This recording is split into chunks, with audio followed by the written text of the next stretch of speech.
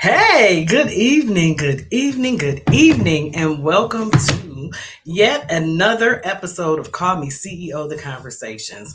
And this is where we talk about the mindset, the strategy, and self leadership required to become the woman you are called to be in life, in your business, and just all the way around. So, who am I? I am your host, Angela D, and I'm just so excited to be here. I love having these conversations, I love being able to share the stories and the businesses of the women in my community, the women in my circle, the women in my network who are out here just killing it and dominating in their spaces and leading, with love and leadership and faith, right? So, today's conversation, I think, is one that many women are craving, especially in this crazy, crazy time we living in.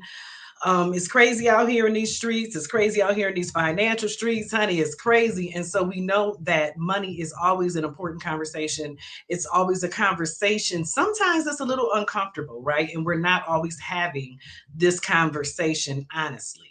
So it's money, mindset, and manifestation, becoming a wealthier woman in 2026. I want y'all to pull up a seat, share this broadcast out, tag a couple of your good girlfriends, tell them to get on in here because we're going to talk about this money thing today. But it's not always just about money.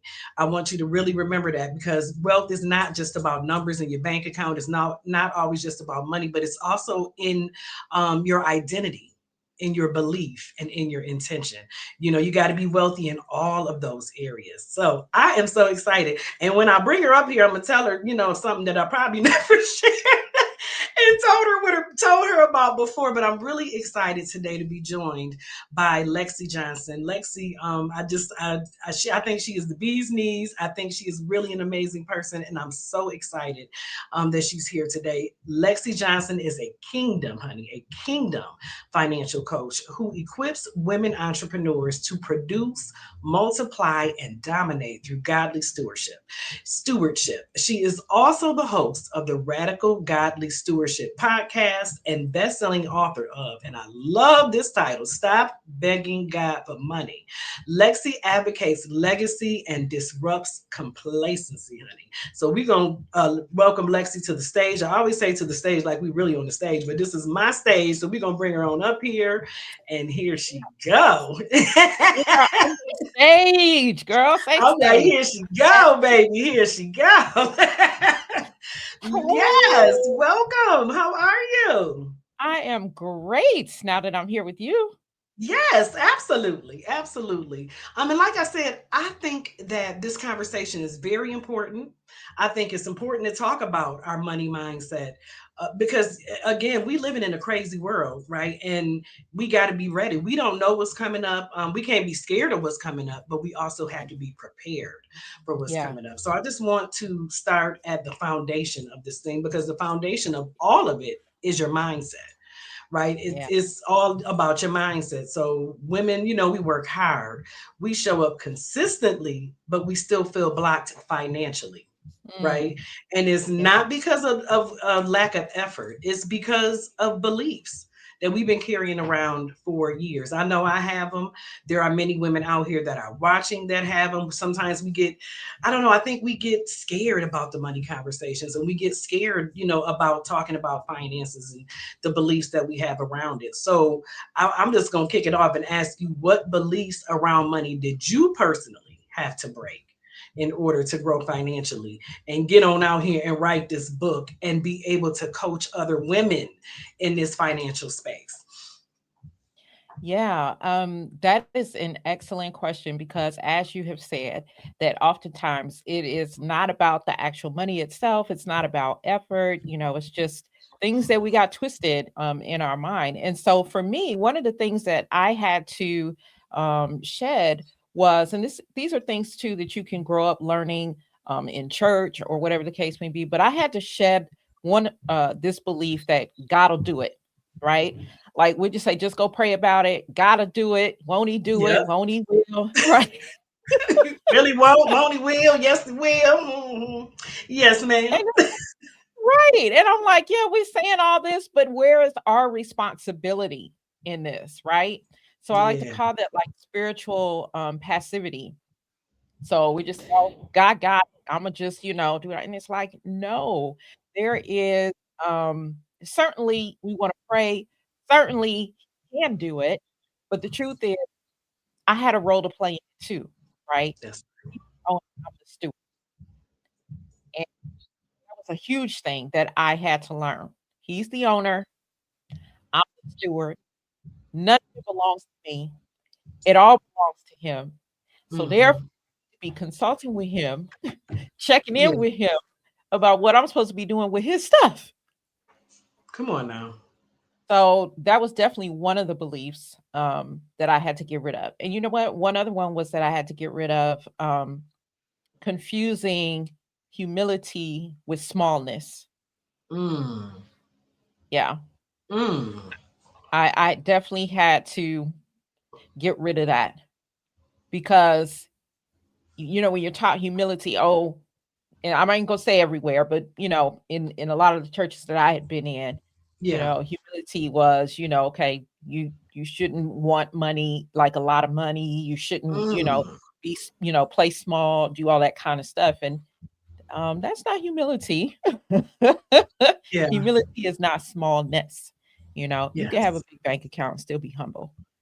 So And oh, that one is a good one, and that's a real one because, like you said, we are taught, and I'm not gonna say sometimes, like you said, it's in some places, in some churches, and I know it's been in some that I've been in over, the years myself, and we're taught that like it's not necessarily a sin, but that you shouldn't want more, that you right, shouldn't, you know what I mean, that's not something that's godly, and I don't understand why that is yeah, and where that came from because it's so damaging to a lot of us. We get successful or what we perceive as success and get scared to go a little bit higher, right?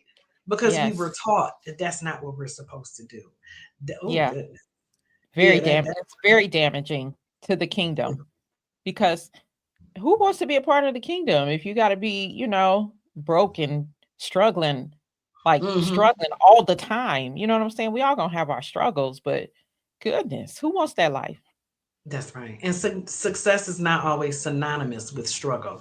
I say Correct. that all the time. It's just, it doesn't have to. I mean, sometimes it happens, but it does not have to go hand in hand. And I think a lot of women don't realize how much their upbringing, how much the culture, how much past experiences shape the way we think about money. I know I Yes, never thought about it. And when I look back, I'm like, wait a minute, that's why I think this way, or that's why I have such difficulties, maybe with saving or maybe with investing or things like that, because yeah, the beliefs, we have to challenge right, those beliefs to absolutely. avoid end up repeating the patterns, right? Yes, yes. Do we have time for me to share one more? Yes, absolutely. One more belief that I had to get rid of was praying for increase while I'm mishandling what I already have. You better come on now.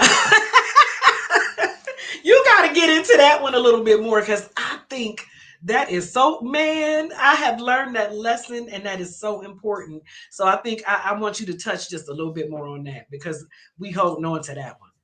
Yes, I will put it like this, right? So you own a business, you're a CEO, I'm a CEO, right? We got decisions and things that we need to make. Sometimes we need to delegate and have some people do some things, right? And so when you give people, a certain level of responsibility, especially if this is the first time you're working with that person, you're trying to, test things out, you might give them a little bit of responsibility at first. You want to see what they're going to do with the little Right. bit of responsibility that they have, and then we're like, okay, uh okay, they did good with that. Okay, now let's give you, some more. Let's give you some more Yeah. things to do. Well, why do we think that y'all see, I call him Yah, you guys may call him God, but why do y'all think that Yah gives, why do we think that he would be any different? Right? If everything is his, he owns it. He is giving it to you, to me, and everybody out there. He's giving you a measure to steward. And we think I can just go do whatever I want and then just go keep asking him for increase. And he's like, Mm, nah, you look what you're doing with what I gave you. mm, mm, If mm, you were mm. if you were the owner, would you give you some more? Right. No, right? Right. So yeah, I had to yeah, Ooh, that one that hit home. that's a deep one though, because I had to do the exact same thing. I've never been one to pray for things like you say. You pray for increase, but we mishandling. I was mishandling the things Yes, that were given to me, and it's not always about the money that's given to you. It's about the mindset that is everything. mishandling my mindset, mishandling Everything. the assignment. All of it affects how your money shows up and how you show up for your money. So I want to Yes. talk about the wealth identity a little bit, right? Mm, Because how we see ourselves, right, determine how we earn, determine how we spend, and how we receive. And if we are yes. not seeing ourselves as the Most High, as Yah, as God sees us, how exactly will we be earning and receiving and spending, right? The proper way, and then in a way that is reciprocal, in a way that promotes the abundance that God promised us, because I know doggone well what we were promised. So how can women begin stepping into that wealth identity, especially if you're a woman who has never seen themselves as wealthy before? Yes. I love this question because it really is about understanding your identity, understanding who you are. And it goes back to what I was saying earlier, right? Mhm. Ladies and men who may be out there listening, most of our money problems are not income problems. Okay, hear me. It's not about whether you got $10 or 10,000 or 10 million, Yeah. because I have dealt with people on all realms of the spectrum, and they all are having the same problems. Okay, Yeah. in terms handling things. It's not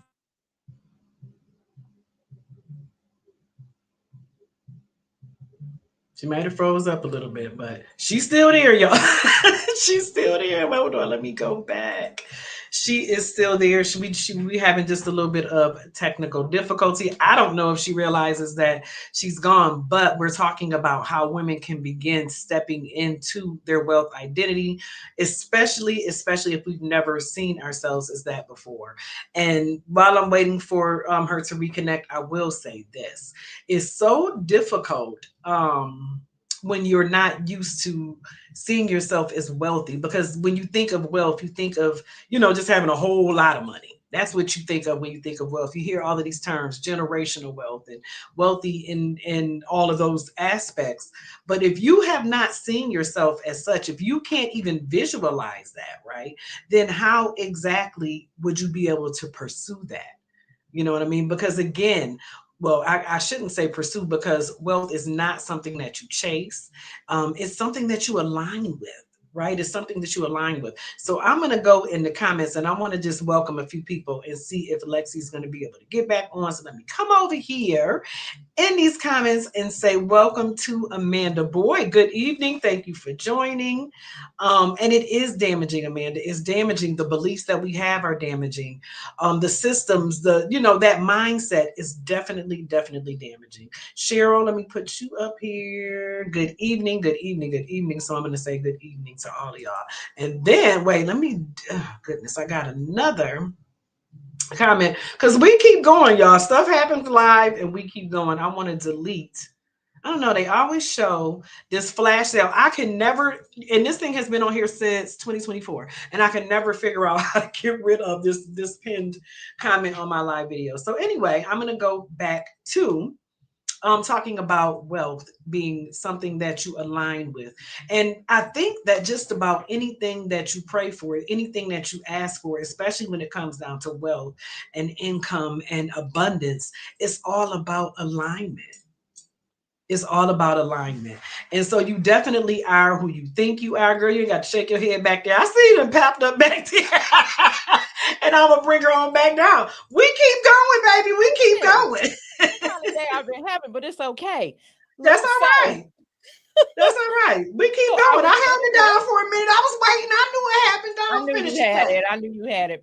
So I was saying that yeah, so we have identity problems, and it was getting back to what I was saying earlier, that we don't understand that we are the steward. We don't understand that we don't own a thing. He's the owner.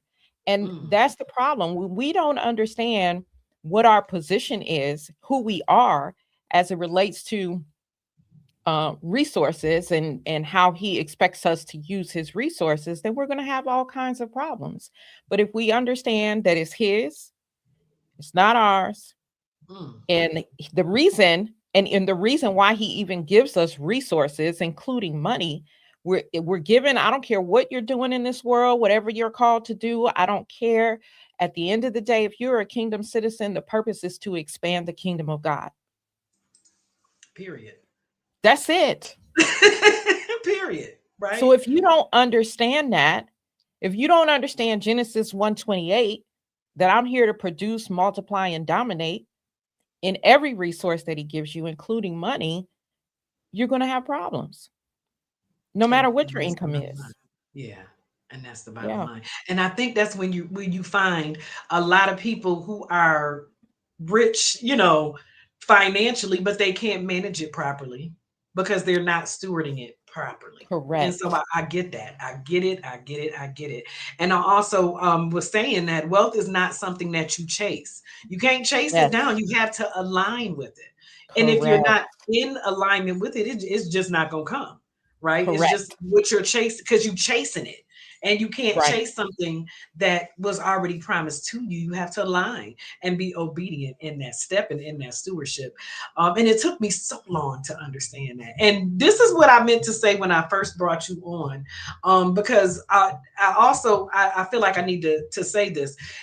I have been following you for a very long time. And I always say that about Joan. And I always say that about the rest of the Mag 7. And I've learned so much. And I always just want to say that to you. And so Oh, I'm so happy. And I've learned so much from you. And these are some of the lessons that you're talking about. I watch. You might not always see me, but I watch and I listen and I pay yeah. attention. And I've been stalking you since 2017 too. So I just wanted to. It's all good. Listen, as That's long as it it's though, helping you. because you are you're doing exactly what you were put here to do. You reaching, you know what I mean, who you were meant to reach. And I'm one of those folks. So I always want to share that and say that. And so Me let me too. get back to this. So that when a woman shifts her identity, because Yes, that's exactly what I had to do, then your yes, decisions change, right? And when your yes. decisions change, the results follow. Yes. Yep. Because wealth starts with your decisions. Like I said, it's not Mm, about your income, it starts with your decisions. And some of those decisions can include okay, I'm deciding now to be a producer, not a consumer, right? yeah. Um, I'm deciding now that I'm not going to be a beggar, I am going to steward what I Mm, have, right? mm-hmm. I'm going to decide now that this isn't about greed, but it is about my capacity to serve, my capacity to give, and my capacity to build, right? Mm, When you start focusing on those things, because that's what we're called to focus on, yeah. then you'll find that you're in alignment, you're getting in alignment, you're in alignment, and then those resources are going to follow, including money, right? Yeah. So a wealth Yeah. mindset isn't about more money, it's about more responsibility in the kingdom. That's what it's Mm. about. And can you handle that responsibility? Because as you said, why would I give you more if you can't handle what you already have? So Exactly. yeah, yeah, and Exactly. all of that aligns. So let's talk Yeah. a little bit about income expansion. You Yeah. know, like you said, women want the increase. They want to increase that income, but they feel overwhelmed or unsure where to start. And Yeah. so that's where I want to talk about Stop Begging God for Money, because I really think that it's a great book. I think it's a great place to start. So I just want to talk about some simple, some realistic ways that women can begin expanding. And you can talk a little bit about your book. I know that you got that practical information in there. Yeah, absolutely.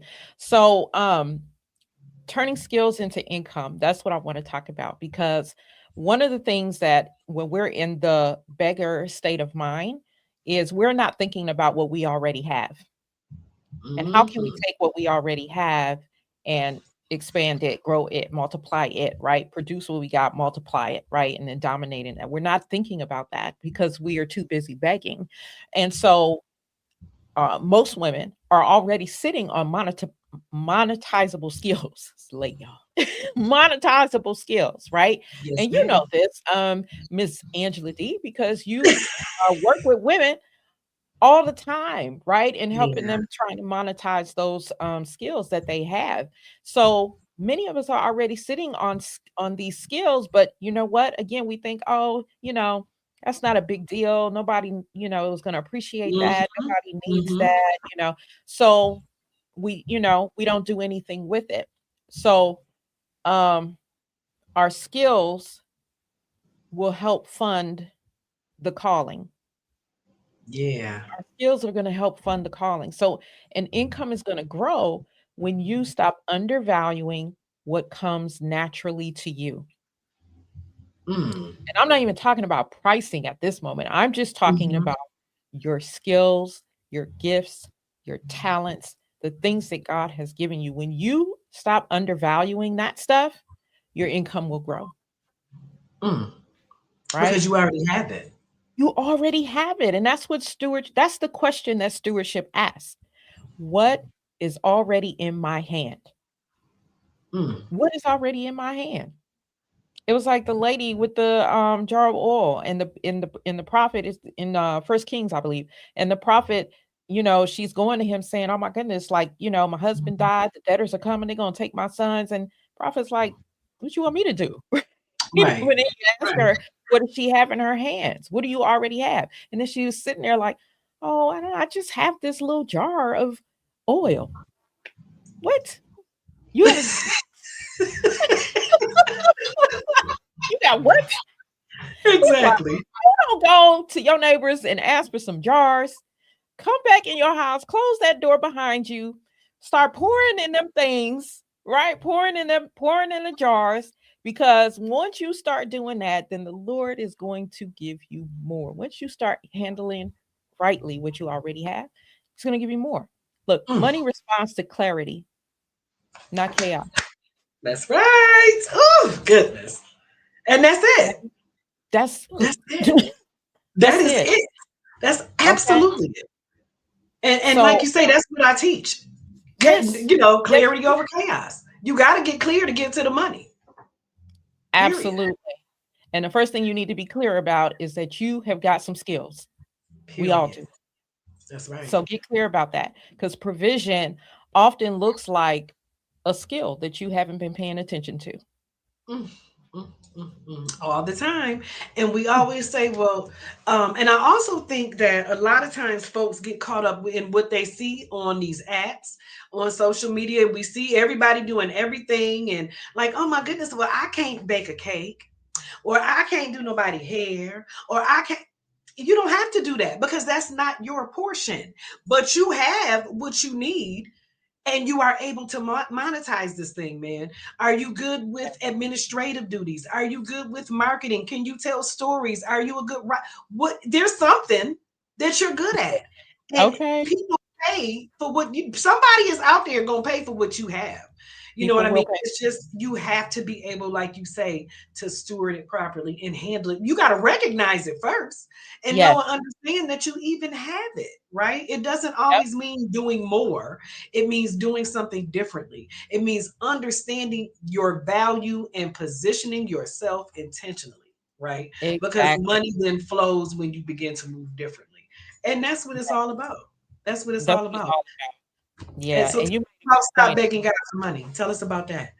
Oh yeah. So stop begging God for money. It came out and look, this time last year, I was in the process of writing that thing. Yes. Took me about, Yes. I don't know, 4 or 5 weeks to write it, thanks to, the publishing cohort with, Yeah. Elder Joan and yourself and, Dr. Lynn and Leslie. Yeah. So, Stop Begging God for Money, that book was birthed, because I was so tired of not myself for one, okay? So Mhm. tired of myself and the things that I was doing with money, the financial devastation that I went through back in a period from 2008 to 2011. And not that I Yeah. haven't had my ups and downs since then, but that was the one that, Yeah. brought me where I am here. So that book was birthed out of that and just tired of seeing women um not stewarding, begging, but not stewarding, right? Mm. And missing it, not and it's sometimes they're not even understanding because again, that's the way we're taught, right? So I was tired of that, tired of people misinterpreting, misquoting, miss everything about the scriptures about money, Mm-hmm. and tired of people thinking that as kingdom citizens, like we should be doing money the world's way, right? Yeah, Like and then we live in a country where, it's capitalism and all of that. And we get it, but we don't have to live by those rules. We are that's in this world, but we are not of this of world, this. Come on now. right? So just tired of seeing those things. And then also because I love to teach and I would love to make sure that what I'm teaching is very practical, like people can take it and go do something with it right away. I wanted to do like a how-to book. A lot of, money books written out there, but I really wanted to do something that was how to, like a step by step by step. And there are a couple of books out there that are like that too, but I'm not, they're very rare for kingdom citizens. Yeah, yeah. Yeah. So that's what I wanted to do was to put together this how-to guide that would take, a person literally, physically, spiritually from begging to stewarding. Mm. So, yeah, that's what Stop Begging God for Money is Yeah. about. And I absolutely love that title because we stay begging, Lord, please, if you just, and this is what I also had to learn. God, could you give me the money, enough money to pay my rent? Could you give me Child, enough money to cover this bill? Could you listen, give me, and that's what you get. right. Just enough to do this because you have that mindset. You know what I'm Yes, saying? Of just enough because you are who you think you are. You are what you think you are. And you yes, gonna get, you ask not or you're you have praying not for. because that's what you asked for. And God said, Yes, well, that's what you asked for. You asked me for enough to pay your rent. So that's what I'm gonna give you. that's what you got. You You you know? got down to the penny just what you needed to pay your rent. Mm-hmm. No, Absolutely. you got a whole And lot of other stuff to take care of. But see, that's the other thing too. We're asking God for the wrong things. We're asking him to pay the rent. We're asking him to pay the light bill. We're asking him to, instead of, okay, Lord, what is it that you have already gifted me with? That's going to take care of all of this for a lifetime. that's right. You know what I'm saying? Why do That's I keep right. coming to you every month asking you for the rent and the light bill and the this and then that, right? Like, Mm-hmm. Lord, what okay, I recognize now I have this thing. What strategy do I need to put in place? How do I need to go about this? These are the questions that we need to be asking him. Absolutely, man. Because for many of us, money is tied to faith and trust and belief and all of those things. But how does that mindset, that faith, that intentional action work together in the financial journey? Exactly. Yeah, and we got to we Exactly. have to put that together. I believe it's an important balance because it's wishful thinking. You know what I'm saying? And sometimes we say manifestation, we say all of that, but if you're not doing the work, it's wishful thinking because you still got to do the work to go with whatever it is. I don't know. I kind of struggle with, and I say manifestation, but I kind of struggle with it a little bit because you're Oh, really not manifesting anything. ooh, what you done said. I'm so excited. We about to talk about this word manifestation. Because you're I'm really so not. excited. You're not. Really not. As far as I'm concerned, manifestation is wishful thinking. You My know, goodness. it's wishful thinking. What you doing outside of that? You know what I'm saying? And I'm gonna let you have that one because I know. Oh, child, Yes. listen, you could go. The manifestation that the world talks about is exactly what you said. It is wishful thinking. It is wishful thinking. Now, there is such a manifestation that is biblical, Hmm. but biblical manifestation ain't about magic. That's right. Biblical manifestation is about alignment and Oh, action, not every time. wishful thinking. Not I'm gonna That's sit it. here, think about it, and it's gonna come to me. No, no, Yeah, no, that's not how that works. Okay. What you believe shapes how you move. And we know as kingdom citizens that faith without works is are dead. dead. Come on now. Okay. And it's Faith not without just a works, cliche. It's not just a it's cliche. not just a cliche. You Okay. know? Nothing in that scripture is cliche, it's very real. So That's right. the manifestation, biblical manifestation, isn't this name it and claim it kind of stuff. Manifestation is thinking, it's deciding, it's stewarding an agreement, it's wisdom, it's cooperation. That's the kind of stuff that it is, right? That's it. And let me tell you how something we don't manifest a dirt girl thing. That's right. Okay. That's right. We don't That's manifest right. nothing. God is the one who does the manifesting in these That's it. parts. That's Okay? it. Him, the Holy Spirit. If you read your scripture, because the word manifestation is in the Bible, but Yes. if you read in the Bible, who's doing the manifesting is not us. That word manifestation in the Greek is a word called apocalypsis, and it Mm. means to reveal, to uncover, or to make visible. Yeah. And so God does the revealing. We don't. We can't do that. Not we can't do that. That's right. He does the That's revealing. And then manif- what manifests in us, it's like who we become, right? So he gives us that wisdom, the strategy, the decisions, the fruit of the spirit, love, joy, peace, mm. patience, kindness, all that good stuff. It is who we become. That's it. It's That's not it. a car showing up or some money showing up or ice cream showing up or whatever the heck you're sitting there thinking about, hoping it's Yes. going to show up in the next few minutes. It just ain't gonna show up. It's not.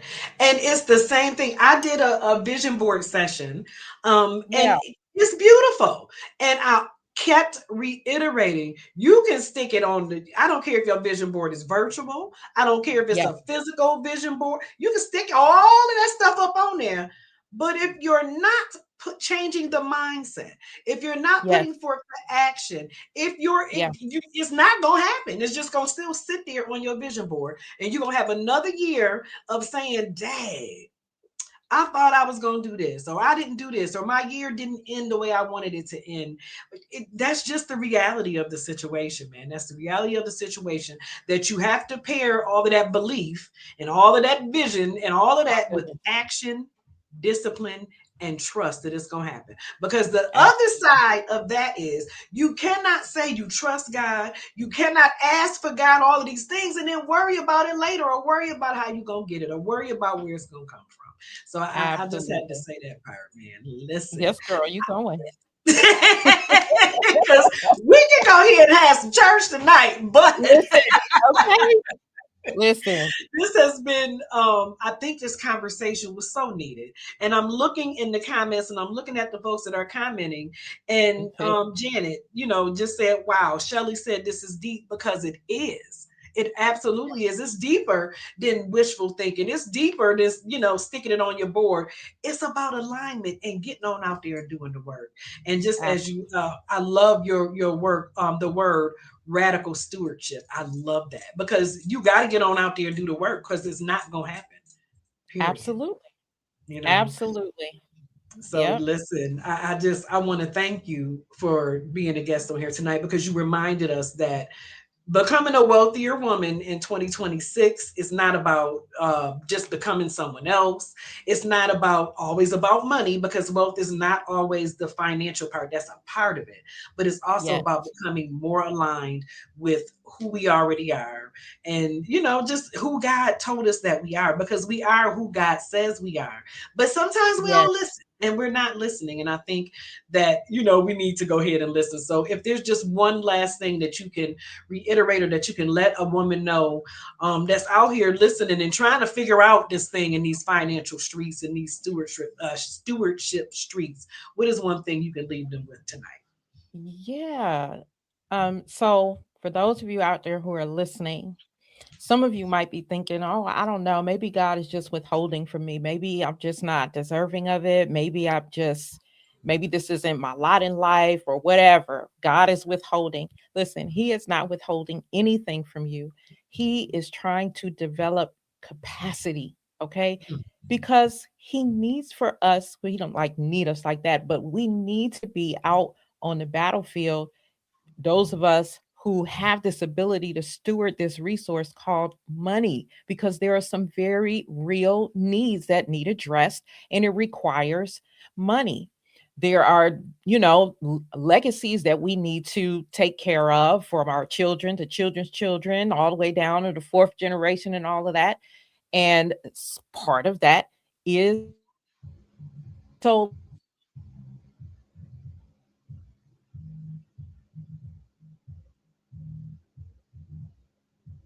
Oh, listen, it's uh, I okay. just like, so God is not going to fund your dysfunction. Okay. He will fund your stewardship. Okay. Period. That's what I want to leave. How can people get in touch with you, and how can they get your book? Okay. At the Lexi Johnson on almost all social media platforms, on YouTube, at Money Mastery for Her. That's the number 4, at Money Mastery for Her 54. And you can get my book by going to authorlexijohnson.com, authorlexijohnson.com. Or you can also go anywhere online, Amazon and Barnes and Noble and all them good places, and get it there too. But I would love for you to get it from my website. That's right. That's right. That's right. Because we know all that's going with you. So, and I'm also going to drop your link in the chat so people can click right on in the chat and get right to you. I thank you, thank you, thank you, Thank sister, for you. coming. I thank you for popping back on up on here. Thank You you know, they for tried to having me. keep us apart, but me and you, us never. I don't know why I felt the need to do that. I got you, girl. Thank I you, got Sugar you. It's a Plum. pleasure. I always love coming here. Thank you. Thank you, thank you, thank you. All right, y'all. Listen, this has been a really, really, really great conversation. And I just want you to know, to every woman that's listening, your financial future is not fixed. Your money story can be written, and wealth is available to you. It's available to you mentally, emotionally, and of course, financially. So, if today's episode spoke to you, I want you to head on over to YouTube at Angela D Official. Follow, subscribe to my YouTube channel so you don't miss these conversations. Also, in the link, there will be a link to grab my book as well. Don't call me crazy, call me CEO. There will be a link to join my free school community where we are teaching all things execution and teaching you how to use your gifts and talents and the things that God has instilled in you, teaching you how to use those things to make more money, to get to the confidence, the clarity, and the abundance that God has promised you. So, share this episode with a woman who's ready to elevate her relationship with money. Thank you, thank you, thank you for joining Call Me CEO, the conversations. This is your season to think differently, to believe bigger, and to become a wealthier woman from the inside out. So I'll catch y'all next time. Peace.